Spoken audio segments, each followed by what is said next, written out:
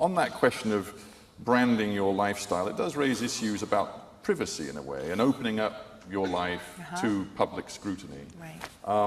And on Goop, and in fact I believe on Goop you first announced that you and Chris Martin were parting. Right. And that was where the conscious uncoupling phrase became so well known.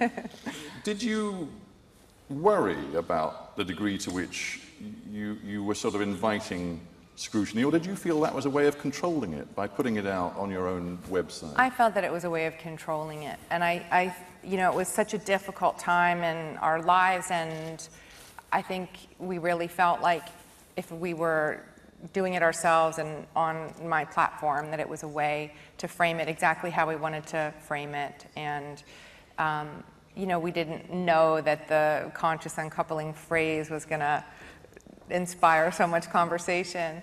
But what do you think about the way it's been interpreted? Well, you know, it's funny because at the inception, everyone was like, "What the hell is this?" And these people are crazy, and that's true.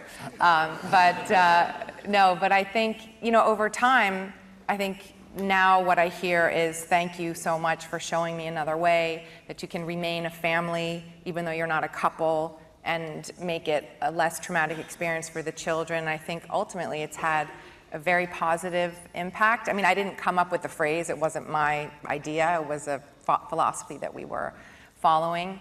But you know, I'm very proud of it. I'm very proud of us for the way that we, you know, as anybody who's been divorced knows, you know, you have to put aside quite a lot in order to maintain that commitment to stay a family for the sake of the children, and the practicalities of what that means. Sometimes it's quite tough on a personal level, but it's a commitment that I make every day to my children, that I adore their father, and that we're in a family even though we're not in a romantic relationship. So ultimately I'm very proud of that.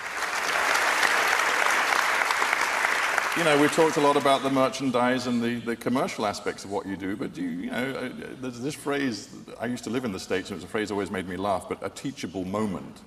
But do you think there's something that others can draw from your experience? Absolutely, much the way I draw knowledge from other people's experience who have gone before me and who have traversed life in their own way. And I think if you're trying to ask questions and be thoughtful and apply what you're learning as you're going and expanding yourself, I think it resonates with people. And I think that's, you know, on Goop, you know, what we do most is, and what we do great is content. And the content is what's actually creating a context for the product. But we are very interested in exactly this, like how do I get through life in the best possible way? And a final thought, which brings me back to the privacy point, but you have chosen to find a very interesting path where you live in public to a certain extent through your own website and your own internet activity, and yet, as you've just indicated, you want to shield your kids, you want to shield your own private life from the media glare. How difficult is that? Do you think you've got the balance right, or have you maybe sometimes been too public, too out there? I don't know. You know, I think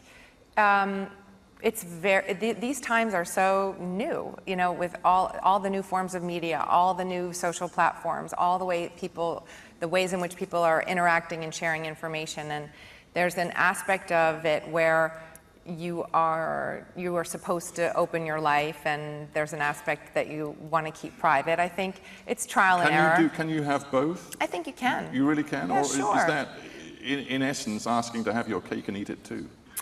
No, not at all. I mean, I think that when you know, if you look at people who have created careers out of social media, and they're leveraging everything personal in order to build a career, like that might be the case. But I think I've lived in the public eye since long before the internet, since long before social media. It's something I've been navigating since I was 22 years old, you know, over 20 years.